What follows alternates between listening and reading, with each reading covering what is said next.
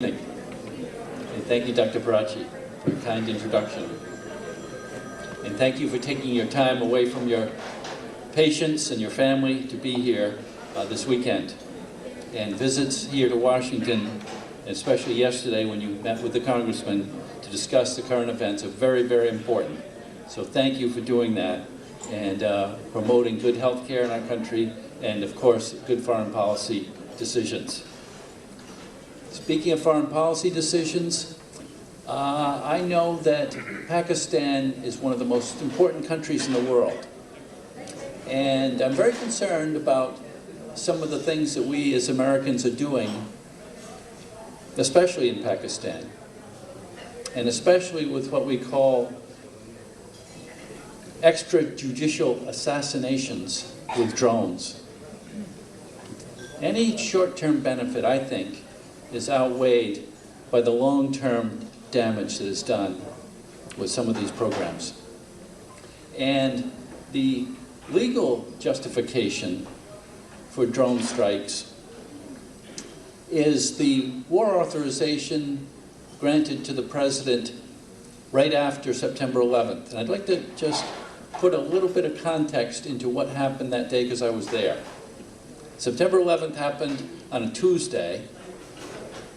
And on Thursday, we met in the Capitol to respond, and I was there. And we went in on that Thursday morning, all 100 senators and the congressmen over on their side of the Capitol building, and we were handed this paper. You can't see it, I'm sure, but it says, draft, draft, draft, draft. It's a joint resolution to authorize the use of the United States Armed Forces against those responsible for the recent attacks launched against the United States.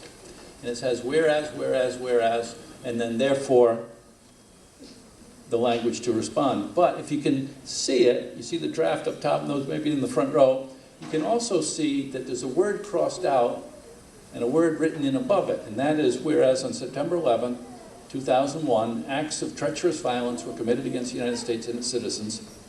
And treacherous is crossed off, and written above it is despicable. That's the correct change, because technically, thank you. Technically, treachery comes from within, and this happens from outside our borders, not by Americans. And so it's correct to change the word to despicable. But I'm looking at it, gathered with my other senators, and I'm thinking, we're about to grant the president enormous powers, and yes, the smoke is still coming from the Pentagon and still coming from the World Trade Center and from Pennsylvania where the jet went down, but we have to make some good decisions here, and can't they just print out a clean copy and get the drafts off and type in the right word before we launch another war? And our leaders said there's going to be no debate. You're going to go in, the leaders will say a few things, and then we're going to vote. We're going to have two votes. One to give $20 billion to New York City, and the other vote to authorize the response to September 11th. And I'm still looking at this draft, this piece of paper, this draft with crossed off words, and as we file out to do our vote, the senator from Oregon was behind me. I remember, his name's Gordon Smith, and I said, Gordon, jeepers, there's going to be no debate. We got a piece of paper here with drafts on it and crossed off words, and he said, you're right, Link, but the train has left the station. And so I file in there, and I'm a C, Chafee, in the alphabet, so I come early when they call the roll. And all 100 senators there, which is very rare. Usually we come in and out, but this was a big event, and so we're all in our chairs. And so when they called Chafee, I stood up and I said, no. And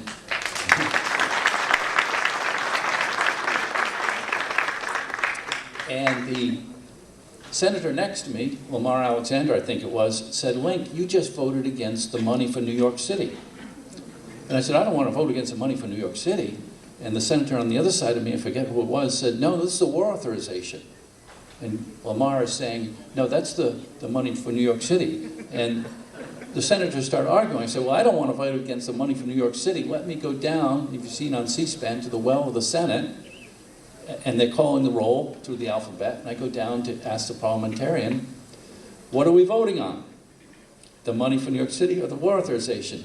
And the parliamentarian says, this is the money for New York City. And the other parliamentarian says, no, this is the war authorization. They start arguing. This is true. This is true. This is exactly what happened. It's exactly what happened. Now, in their defense, they would think it's going to be 100-0 on both of them, and so they weren't paying attention. And this is Dr.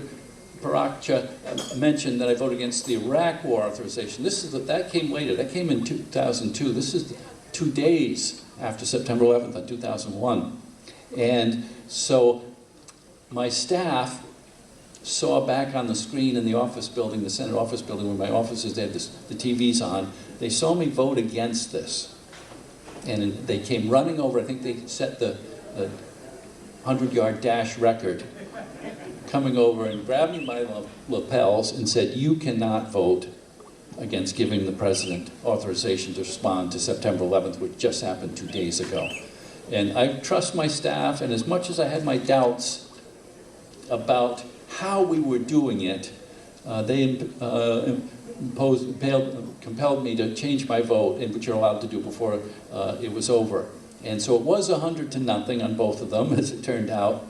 And out of 100 United States senators and 435 congressmen, only one of those 535 voted against this one.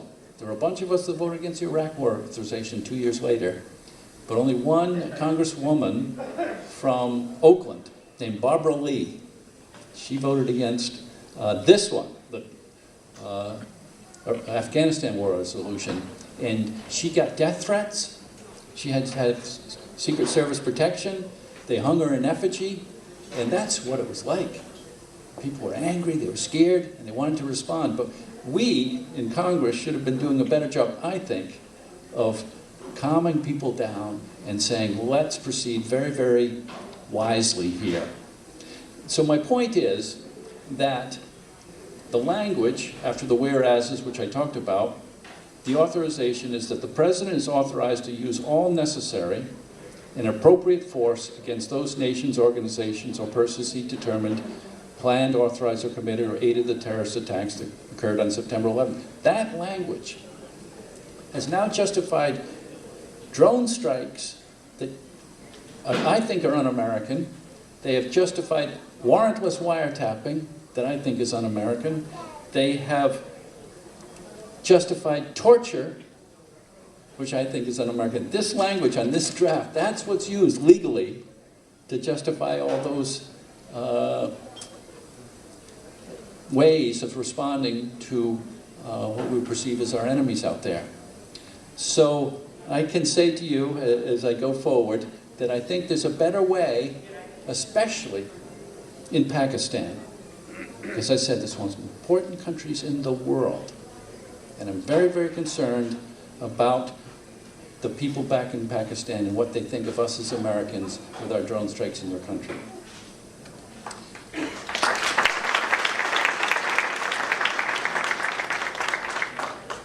I believe that peace cannot be kept by force. It can only be achieved by understanding.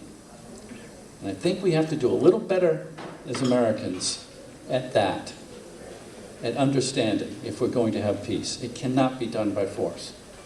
So thank you very much, and I have a great conference. I look forward to working with you on foreign relations issues and on health policy issues, and let's make this 21st century a good one. With your help again. Thank you.